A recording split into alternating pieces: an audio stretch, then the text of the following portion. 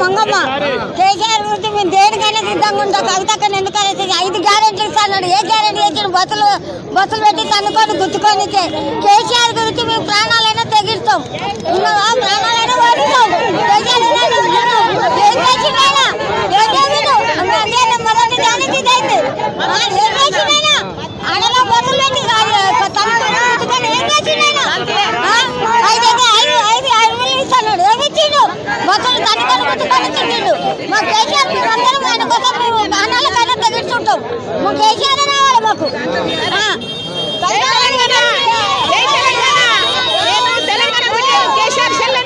నేను మాట్లాడుతున్నా ఏమి ఇస్తలేడు, మాకు ఏం బియ్యలేదు. అన్ని అమ్ముకున్నాడు, ఏమి ఇస్తలేడు. ఇప్పుడు ఓట్లు వస్తున్నాయని అన్ని బియ్యం మున్నెల బియ్యం దొంగ రాజ్యం, దొంగ అయిన దొంగ వచ్చిండు. మా అన్న రావాలి, మా కేసీఆర్ రావాలి, మా అన్న రావాలి, మా అన్న రావాలి, మా అన్న రావాలి, మా అన్న ఏడుస్తున్నాం మంచిగా రావాలి. మా అన్న రావాలి, మా అన్న రావాలి, మా కేసీఆర్ రావాలి. మా ఊరు ద్వారా మా ఊరు మా కేసీఆర్ రావాలి. మాకు అన్నం పెడతాడు, ఆకలైతే అన్నం పెడతాడు. సార్ మా కడుపులు తిప్పిండు. మాకైనా రావాలి, మళ్ళా మా కేసీఆర్ రావాలి. జై తెలంగాణ, జై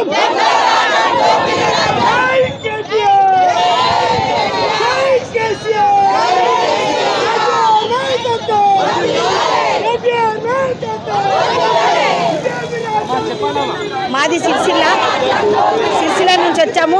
నేను బీఆర్ఎస్ పార్టీ కౌన్సిలర్గా 10 సంవత్సరాలు పనిచేయడం జరిగింది. తెలంగాణ రాకముందు నుంచి మేము ఉద్యమంలో పాల్గొన్నాం కేటీఆర్ సార్తో. మనకు తెలంగాణ తెచ్చిన మన జాతిపిత కేసీఆర్ గారి మీద లేనిపోని అవాంఛనీయమైన ఆరోపణలు చేస్తున్న రేవంత్ రెడ్డి గారిని మాత్రం మేము మహిళా సోదరులను ఎవరం కూడా క్షమించం. కాళేశ్వరం రావడం వల్లనే ఈరోజు రైతులు సస్యశ్యామలంగా నీరు రావడం వల్లనే పంటలు పండి వాళ్ళు బ్రతకగలుగుతున్నారు, జీవించగలుగుతున్నారు. అనవసరంగా ఏమీ చేయలేక తనకు సాధ్యం కాక చాతగాక మా బీఆర్ఎస్ పార్టీ మీద లేనిపోని నిందలు ఆరోపిస్తున్న సీఎం రేవంత్ గారు మేము ఊరుకోము, మేము సహించము. మా తెలంగాణ జాతిపిత కేసీఆర్ గారిని ఏమన్నా అంటే మేము సహించబోవు. రాబోయే కాలంలో వచ్చేది మా బీఆర్ఎస్ పార్టీ, మేమే అధికారంలోకి వస్తాం. 2 సంవత్సరాల లోపలనే తెలంగాణ ప్రజలలో 50 మంది ప్రజల్లో నిరసన తెలియజేస్తున్నారు. 6 గ్యారెంటీలు ఇవ్వలేదు, పైగా తన తప్పును కప్పిపుచ్చుకోవడానికి మా మీదనా నిందలు వేయడం. ఒక్కసారి గుర్తు చేసుకో, నువ్వు ఏం మాట్లాడినావు ఎలక్షన్లల్లో, ఏం చేసినావు? ఒక ఫ్రీ బస్ ఇచ్చి మహిళలకు గొడవలు పెట్టిస్తున్నావు. ఏ ఒక్క గ్యారెంటీ కూడా నువ్వు చేయలేదు. రివెంజ్ తీర్చుకునే పద్ధతిలో ఉన్నావు కాబట్టి పరిపాలన సరిగా చేయడం లేదు, నీకు చేత కావడం లేదు. చేత కాకపోతే తప్పుకో, మేము చేసి చూపిస్తాం. మా బీఆర్ఎస్ పార్టీ తరఫున మా జాతిపిత కేసీఆర్ గారిని కానీ మా కేటీఆర్ గారిని కానీ మా పార్టీ తరఫున ఎవరిని ఏమన్నా కూడా మేము ఊరుకోము. కాళేశ్వరం అనేది ఒక పెద్ద కళ, అది మా తెలంగాణ జాతిపిత కేసీఆర్ సార్ గారు చేసి చూపించారు. ఈ ప్రాజెక్టు కనుక ఇంకే రాష్ట్రంలో కట్టినా కూడా అతను ఒక దేవుడిలాగా పూజించేవారు. నీ మనసు అంగీకరించక నీ మనసుకు తెలుసు ఇది ఎవరి వల్ల సాధ్యం కాదు, మన కేసీఆర్ వర్గాలను సాధ్యమైంది. తెలిసి కూడా నీ మనసును చంపుకొని మరి ఇలా మాట్లాడుతున్నావు. మంచి రోజులు వస్తాయి. తెలంగాణ 50 మంది ప్రజలు చూస్తున్నారు, మీరేం చేస్తున్నారో మేమేం చేశామో. డెవలప్మెంట్ చేయి, చేతనైతే ఏమైనా 6 గ్యారెంటీలు అమలు చేసే ప్రయత్నం చేయి. ఇవి కాదు, మా బాపు మీద మా సార్ మీద ఎటువంటి ఆరోపణలు చేసిన మేము సహించలేదు.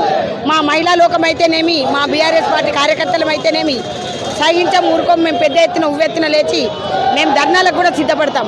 చెప్పండి, గతంలో రేవంత్ రెడ్డి కేసులో బీఆర్ఎస్ పార్టీ కేసీఆర్ గారు చేసిండు. సో అదే దృష్టిలో ఎంచుకొని ప్రతి ఒక్క పనేనండి, ఇది ఒక్కటే కాదు. రివెంజ్ తీసుకునే పనిలోనే ఉన్నాడు అతను. స్టేట్ని ఎట్లా డెవలప్ చేయాలి, ఎవరికి ఏ పథకాలు వస్తే ఉపయోగపడతాయి, అన్ని పథకాలు తెచ్చింది మేము.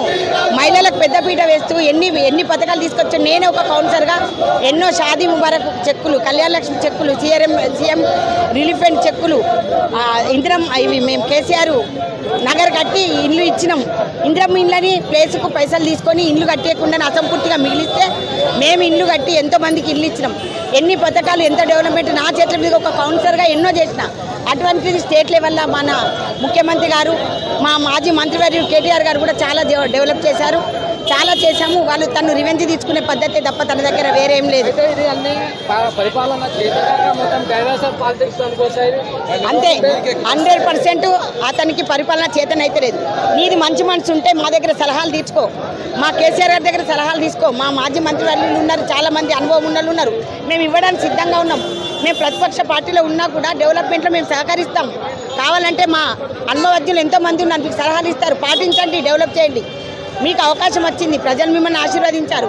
అటువంటప్పుడు మీరు ఎంత గుందాగా ప్రవర్తించాలి, ఒక సీఎం పదవిలో ఉండి ఎలా ప్రవర్తించాలి, ఎలా చేయాలి, అది ఒక్కటి కూడా మీకు రావడం లేదు. ఎప్పుడు తను ఇంకా కూడా అధికారంలో ఉండాలని అనుకుంటలేడు. అధికారంలో లేకముందు ఎట్లనైతే విమర్శలు చేసిండో అదే పద్ధతిలో ఉన్నాడు. ఒక సీఎం దగ్గర ఉండే హుందాతనం తన దగ్గర లేదు, తనకు రాదు కూడా. ఆ హుందాతనం రాదు. ఇప్పటికైనా నేర్చుకోండి రేవంత్ రెడ్డి గారు. మేమంతా మహిళా లోకం అందరం కూడా మీరు మంచిగా చేస్తే మేము ఆశీర్వదిస్తాం. కానీ ఇలా చేస్తే మాత్రం మమ్మల్ని ఇబ్బంది పెడితే మా జాతిపిత తెలంగాణ జాతిపిత కేసీఆర్ గారిని కానీ మా కేటీఆర్ గారిని కానీ మా పార్టీ కార్యకర్తలను ఎవరిని ఇబ్బంది పెట్టినా కూడా మేము ఊరుకోము, మేము సహించేది లేదు. జై తెలంగాణ.